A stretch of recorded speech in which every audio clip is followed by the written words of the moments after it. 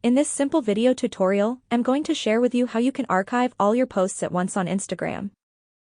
Archiving all posts at once on Instagram can be beneficial for maintaining a cohesive aesthetic, rebranding, or cleaning up your profile.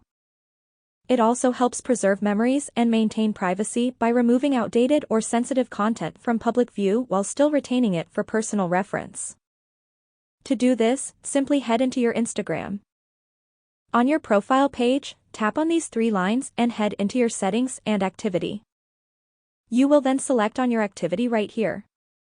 On this page, head into the option of posts. You will see all your Instagram posts right here. Tap on select to mark all posts you wish to archive. Tap on archive and all marked posts will get archived at once. That's how easy it is to archive all your posts on Instagram. If you have any questions, just let me know in the comments section down below. Please don't forget to leave a like, share and subscribe for more video tutorials like this one.